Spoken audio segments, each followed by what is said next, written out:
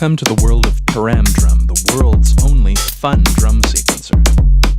Oh, well, okay, not the only fun drum sequencer, but I would put this one in the top 3. The main idea behind ParamDrum is to have a fun and fast way of not only prototyping beats, but of creating variations that can be saved and recalled either in live performance or recorded and arranged into the backbone of a track. There are 3 parallel samplers and drum sequencers, a bottom, a middle, and a top. The bottom is, of course, for kicks, the middle is for snares, toms, bongos, congas, and such, and the top is for hi-hats, cymbals, cowbells, and other sauces. Of course, nothing's stopping you from importing samples of birds, refrigerator humming, sandpaper, chairs squeaking, or children singing. ParamDrum takes its name from the recordable parameters pitch, sample select, speed, size, smooth, and swing. I'll give you an example with the sample select. Instead of having separate lanes for each sample in each drum sequencer, there's a recordable sample select modulator. By holding down a key and tweaking a knob, you determine which sample plays at which step in the sequencer. Does it sound a little out of control? It is, and that's the fun part. You have to feel your way through your recording. Let me give you an example using the sample select on the middle sequencer.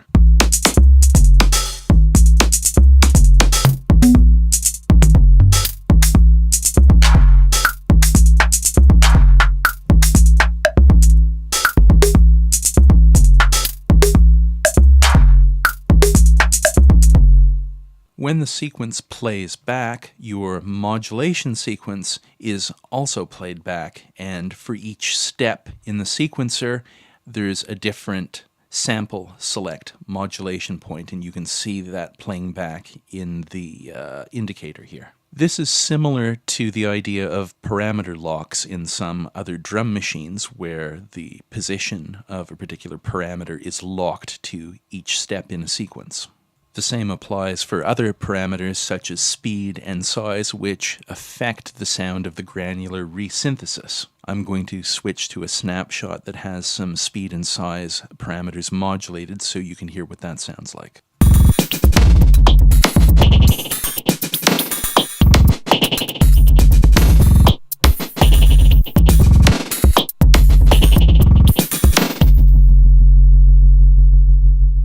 So these controls can make the samples stutter and purr on different steps, so you're not limited to the resolution and rhythm settings of the sequencer itself. This creates an interesting combination of on-the-grid, off-the-grid rhythms. A recordable smoothness control determines how much click and glitch happens at the edges of the audio grains.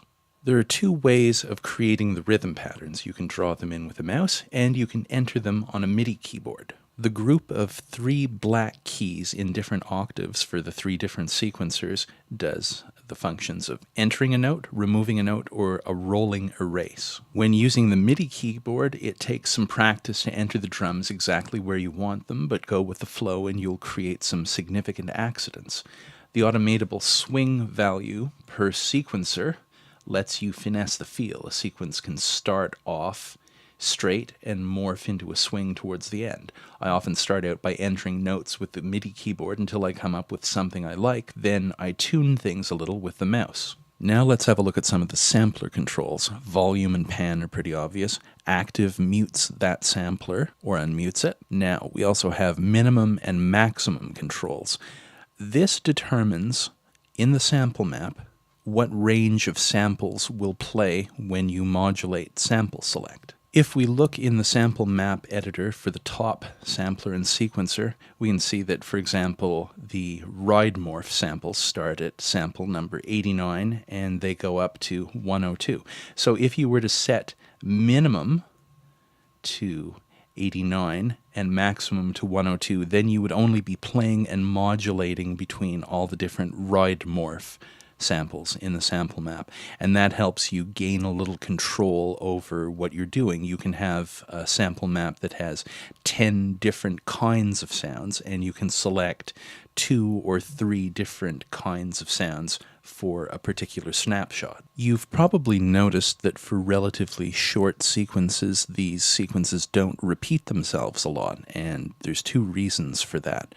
Number one, you can set the lengths of the sequence elements independently, so you can have a length for the kicks of 16 and a length of 20 for the middle snares and toms sequencer. As the overall sequence plays along, the different elements phase shift against each other, so they're not perfectly lined up each time they go through the loop. Also, the height of the bars in the sequencers, which corresponds to the velocity of how you depress the keys if you're recording with the MIDI keyboard, determines the probability that a particular step will trigger.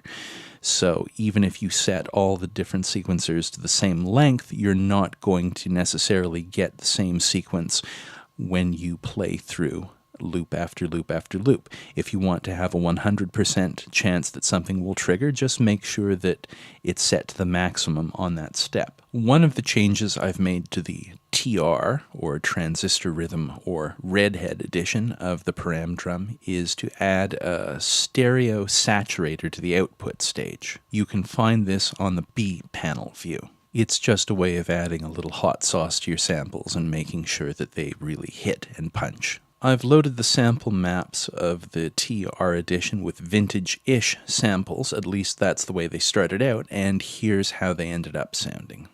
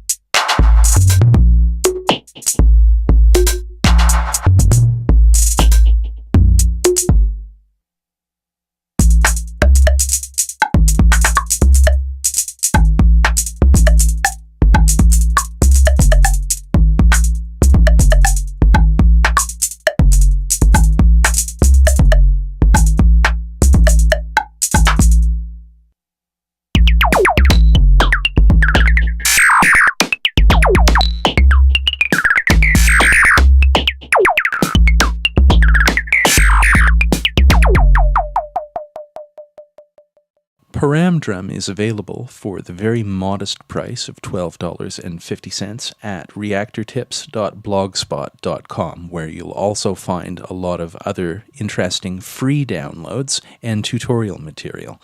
Thanks for watching.